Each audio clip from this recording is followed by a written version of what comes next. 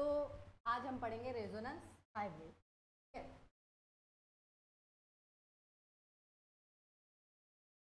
क्या पढ़ेंगे? Resonance energy. ठीक है, कल तुमको बताया था कि रेजोनेंस हाइब्रिड यानी क्या होता है। ठीक है, अलग अलग जो स्ट्रक्चर और कोई भी रेजोनेंस का फेनोमेना बताया था कि कोई भी मॉलिक्यूल एक से दो लेविस स्ट्रक्चर दिखाता है, उस फेनोमेना को हम क्या बोलते हैं। ठीक है, और उसके बाद बताया था कि जो रेजोनेंस हाइब्रिड है, जो भी एक्चुअल जो भी मॉलिक्यूल का स्ट्रक्चर रहता है, वो जितने भी रेजोनेंस सबका क्या रहता है, कॉम्बिनेशन, तो हम क्या बोलते हैं, रेजोनेंस हाइब्रिड। ठीक है, और एक रहता है रेजोनेटिंग स्ट्रक्चर। ठीक है, सब रेजोनेंस हाइब्रिड में से कोई एक मोस्ट स्टेबल स्ट्रक्चर रहता है जिसको हम क्या बोलते हैं, रेजोनेटिंग स्ट्रक्चर। रेजोनेंस एनर्जी यानी क्या है, ये difference between the energy of resonance hybrid की क्या, resonance hybrid minus resonating structure. Resonance hybrid की जो एनर्जी वो और रेजोनेटिंग स्ट्रक्चर की एनर्जी जब हम माइनस करेंगे क्या बोलेगा, रेजोनेंस एनर्जी में। और आगे क्या बोल रहा है कि resonance hybrid is more stable then any of resonating structure. सारे जो भी स्ट्रक्चर तुमको दिख रहे हैं, तो जो रेजोनेंस हाइब्रिड है उसका स्ट्रक्चर कैसा रहता है, बहुत ज़्यादा स्टेबल। ठीक है, और बाकी जो भी है उन सब का स्ट्रक्चर कैसा रहता है, से कम स्टेबल रहता है। ठीक है,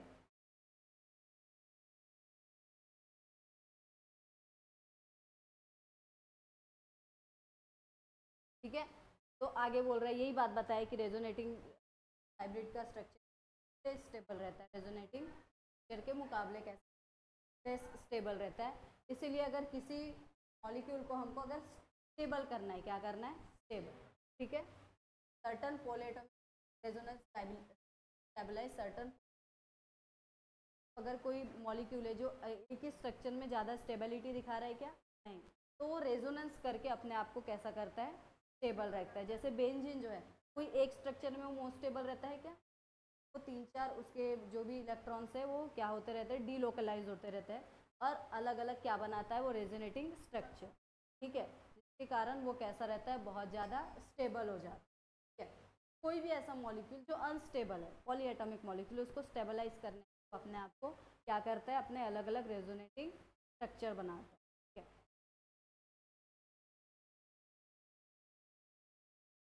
आगे बोल रहा है कि जो भी रेजोनेटिंग स्ट्रक्चर दिख रहे थे दो चार, ठीक है, एक मॉलिक्यूल एक बनाता है, दो बनाता है,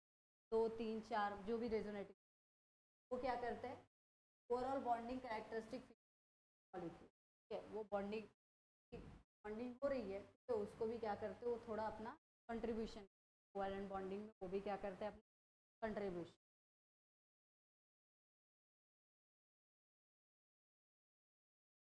आगे देखो क्वेश्चन है, अब हम लोगों ने हाइब्रिडाइजेशन पढ़ा। क्वेश्चन क्या है, give reason for need of hybridisation, क्यों जरूरत पड़ी हाइब्रिडाइजेशन।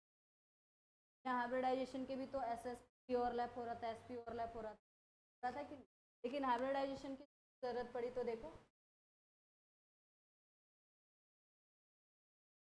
क्यों पड़ी। देखो हाइब्रिडाइजेशन के पहले तुमको वैलेंस बॉन्ड थ्योरी पढ़ाया था। ठीक है, उसके बाद हाइब्रिडाइजेशन पढ़ा कि नहीं, वैलेंस बॉन्ड थ्योरी पहले पढ़ाया था, हाइब्रिडाइजेशन। तो क्या बोल रहा है, ये जो हाइब्रिडाइजेशन का कॉन्सेप्ट है क्यों आया ये, क्योंकि वैलेंस बॉन्ड थ्योरी जो है वो कुछ पॉइंट्स बताना क्या, वो फेल्ड हो गई थी, कुछ फेल्ड हो गई थी, क्या हो गई थी, देखो वैलेंसी ऑफ सर्टन एलिमेंट्स की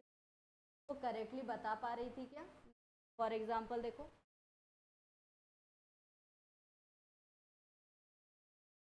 देखो जैसे कि the maximum number of covalent bond which an atom can form equal the number of unpaired electron present in valence shell, but it is unable to explain valency of boron, carbon and beryllium. Valence bond theory में हमने पढ़ा था कि कोई भी atom के अंदर जितने भी अनपेयर्ड इलेक्ट्रॉन रहेंगे वही क्या रहेगी, उसकी वैलेंसी। ये बात वैलेंस बॉन्ड थ्योरी ने बताई, लेकिन ये बोरॉन, कार्बन और बेरिलियम के वैलेंसी के बारे में बताना किया कि इसने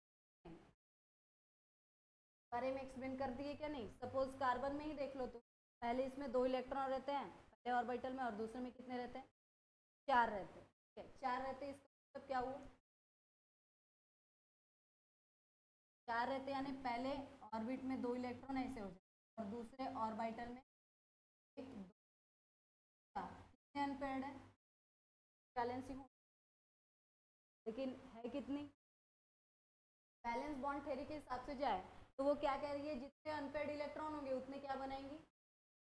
बॉन्ड बनाएंगी, लेकिन इसके अंदर कितने हैं, 2 अनपेयर्ड है, लेकिन वो बॉन्ड कितने बनाता है, ठीक है, ये बताना, ये वैलेंस बॉन्ड थ्योरी क्या कर फेल हो गई थी, ठीक है, इसीलिए काय का कॉन्सेप्ट है हाइब्रिडाइजेशन,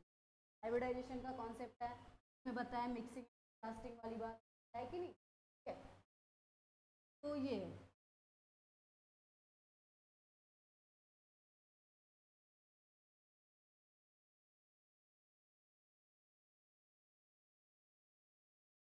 ऐसा पढ़ा है ना, कार्बन का है ना,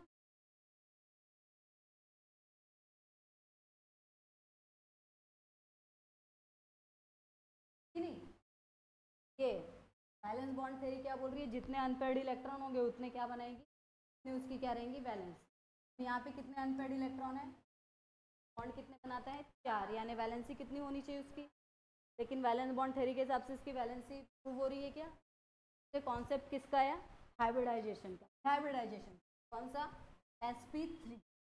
होता है ना कार्बन हाइब्रिडाइजेशन, एक s और 3 p, ठीक है, 2 3 4 डिस्ट्रीब्यूट हो गए, 4 अनपेयर्ड यानी कितने बॉन्ड होने चाहिए, तो ये हाइब्रिडाइजेशन ने प्रूव करके दिखा दिया, लेकिन वैलेंस बॉन्ड थ्योरी प्रूव कर पा रही थी क्या, इसलिए हमको किसकी ज़रूरत पड़ी, हाइब्रिडाइजेशन, यहाँ तक समझ में आया, ठीक है, हाँ ये देखो आंसर भी दिया, ये तीनों का दिया, लेकिन कार्बन का, बोरॉन, बेरिलियम और बोरॉन का भी सेम टू सेम ऐसा ही, ठीक है, जैसे बेरिलियम का देखो electronic configuration 1s2 2s,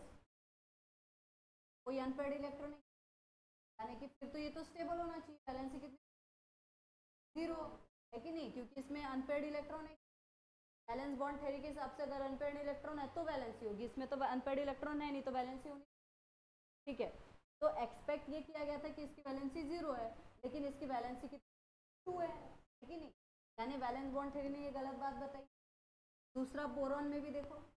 1s2 2s2 2p कितने अनपेयर्ड है, यानी वैलेंसी कितनी होनी चाहिए, लेकिन एक्चुअली में कितनी वैलेंसी है,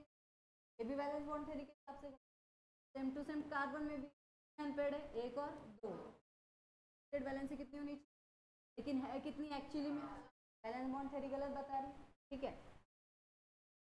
तो इसीलिए इसकी ज़रूरत पड़ी हमको हाइब्रिडाइजेशन। फिर आगे देखो दूसरी बात क्या बता रहा है, जो वैलेंस बॉन्ड थ्योरी है ये शेप्स और ज्योमेट्री ऑफ मॉलिक्यूल्स बता पाई क्या, कि किस प्रकार से शेप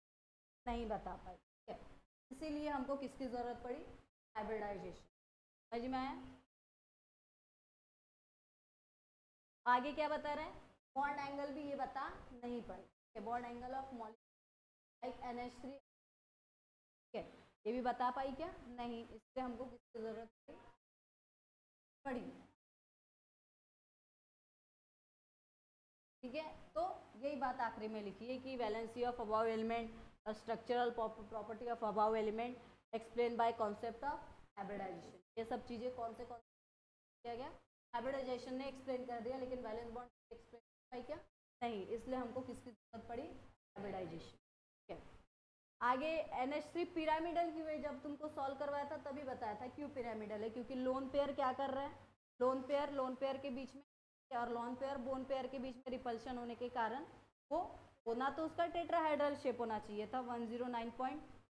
109 डिग्री और 28 मिनट उसका क्या होना चाहिए था, बॉन्ड एंगल, लेकिन lone pair bond pair repulsion के कारण क्या हो गया, उस वो जो एंगल है वो और कहाँ चला गया, ऐसे नीचे, ठीक है, समझ में, इसीलिए उसका शेप टेट्राहाइड्रल की बजाय कैसा बन गया, पिरामिड, कैसा बन गया, पिरामिड, ये हमने उसी समय डिस्कस किया था, ठीक है, देखो in NH3 molecule central nitrogen atom undergo hybridisation gives rise to 4 sp3 hybridise orbit, nitrogen का sp3 हाइब्रिडाइजेशन होता है, हाइब्रिड ऑर्बिटल बनते हैं 4, ठीक है, डायरेक्टेड टूवर्ड्स 4 कॉर्नर ऑफ टेट्राहेड, 4 अलग अलग कॉर्नर रहते हैं, एक ऊपर और कहाँ है टेट्राहेड्रल जैसा रहता है।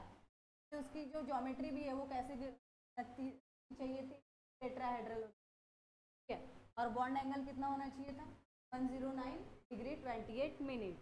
ठीक है। जब लेकिन क्या होता है, out of 4 electron pair, 4 electrons pair रहते हैं, ठीक है। 3 बॉन्डिंग पेयर एंड 1 इज, कैसे पेयर्स रहते हैं, बॉन्डिंग, 3 बॉन्ड होते हैं और एक कैसा रहता है ना, बना के दिखा, एंड लोन पेयर रहते हैं, इधर एक इलेक्ट्रॉन इधर एक इलेक्ट्रॉन, और से बॉन्ड रहते हैं वो H से, ठीक है। ये टेट्राहेड्रॉन के 4 कॉर्नर है और स्ट्रक्चर हो किसके चाहिए था, टेट्राहेड्रॉन। लेकिन इन चारों इलेक्ट्रॉन्स में से 3 कैसे हैं, बॉन्डिंग है हाइड्रोजन से, और एक कैसा है, लोन पेयर, ठीक है। और 2 टाइप के रिपल्शन होते हैं, लोन पेयर और लोन पेयर बॉन्ड पेयर और bond pair bond pair, lone pair bond pair bond pair bond pair, ठीक है। और lone pair bond pair repulsion कैसा होता है, ज़्यादा, हमने पढ़ा था ना, ऐसा पढ़ा था ना, LP LP greater than LP BP greater than BP BP, क्या था, लोन पेयर रिपल्शन सबसे ज़्यादा रहता है, उससे थोड़ा कम लोन पेयर बॉन्ड पेयर, और सबसे कम। अब यहाँ दूसरा कोई लोन पेयर है क्या, यहाँ एक लोन पेयर और एक कैसा है, बॉन्ड, और एक बॉन्ड पेयर और एक कैसा है। तो जो लोन पेयर और बॉन्ड पेयर जो है वो रिपल्शन कैसा है, ज़्यादा है, इसके मुकाबले बॉन्ड पेयर के मुकाबले लोन होता है ना, है कि नहीं, के कारण ये कहाँ आ जाता है, ऐसे नीचे, ठीक है। Push inside thus reducing bond angle 107 degree, होना इतना चाहिए था 9, लेकिन जाता है, समझ में आया। और मॉलिक्यूल का शेप कैसा हो जाता है, समझ में आया। चैप्टर में कोई किसी को कोई डाउट है, ये टॉपिक से रिलेटेड पढ़ो, चैप्टर यहाँ पे खत्म हो चुका है। मॉडर्न पीरियोडिक टेबल चालू करूँ क्या।